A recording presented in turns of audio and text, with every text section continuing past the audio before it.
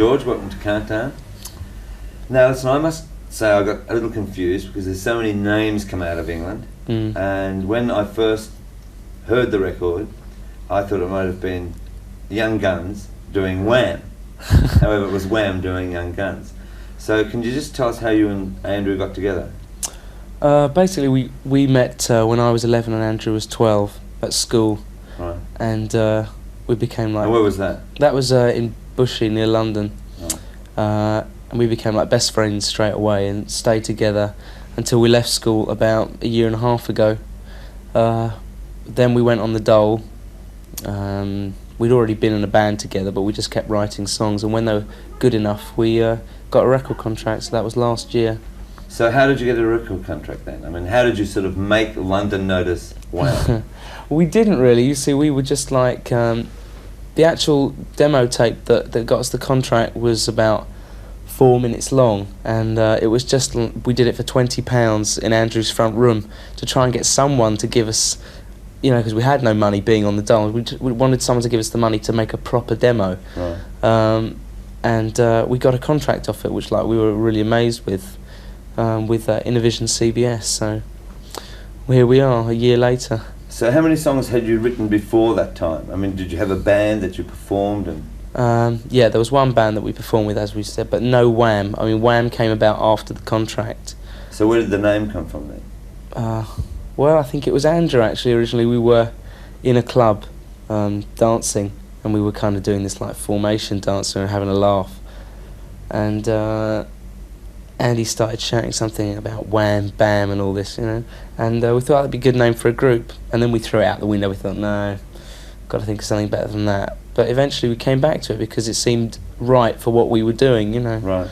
And so you're also doing dancing, sort of like going out to clubs, what, and dancing? Oh yeah, that's our background really. We've both been like, well, what we called soul boys, I suppose, for about the last 5 years. So dancing and clubs are the places that, you know, we get our ideas from. Right. So I think that shows in the records. Hopefully it shows. Well, I was going to say, I mean, Young Guns, is that a true story, like the lyrics that go through that about? It's not true. It's not true of either Andrew or myself, but it's true of a lot of our friends. You know, Right. People that we see up the pub. You know, and you'll say, "Where's Alan tonight?" or "Where's Bob tonight?" And they say, "Oh, he's in with the bird," you know. And it's definitely true of a lot of people, but it's a very kind of tongue-in-cheek look at the way, you know, young boys look at being tied down. And I think you're not supposed to be particularly impressed with the male point of view from the song, but at the same time it's very typical. Someone described you the other day in Australia as being an English version of John Travolta. Oh, I don't know about that. No, I haven't got any white suits in my cupboard or anything like that. No, I think probably the dance aspect is going to be there for quite a while, and the songs will probably remain up-tempo, but I can't really tell. I mean, 6 months ago I had a very different view to what Wham would be than the way I feel about it today, so I don't really predict for the future. I just hope that the inspiration comes to keep writing hit singles and hopefully hit albums, so I think we'll just have to wait and see. Okay, now we've got Wham Rap up at the moment, and what's after Wham Rap?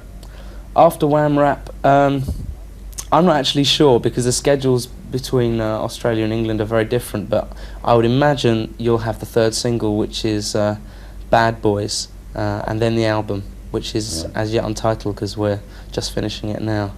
So Bad Boys about? Bad Boys is fairly much along the same lines. I mean, we've had a go at the two major institutions, marriage and work, and now we're just having a go at the frictions between, you know, boys of our age and a bit younger with our parents. You know, it's all things from experience and observation, and it's another very tongue-in-cheek look at teenagers, I suppose. Right. I mean, of which I'm still luckily a part. So, have you been a bad boy? Have you been a bad boy? Well, I mean, had that problems with girls where someone else can look at you and say, "Where's George tonight?" And they say, "Oh, well, you know, he's out with his girlfriend." I've not actually got that serious with anybody. No, I've been lucky enough to escape that. But I suppose I've been a bad boy to an extent. I think that all the lyrics to Bad Boys are fairly much about my experiences with my parents. Well, listen, thanks for the interview. Thanks we very wish much. you luck. And I think we should go into Wham Rap. Thanks very much. Okay, thanks, Bye. George. Great. That was excellent, mate. So.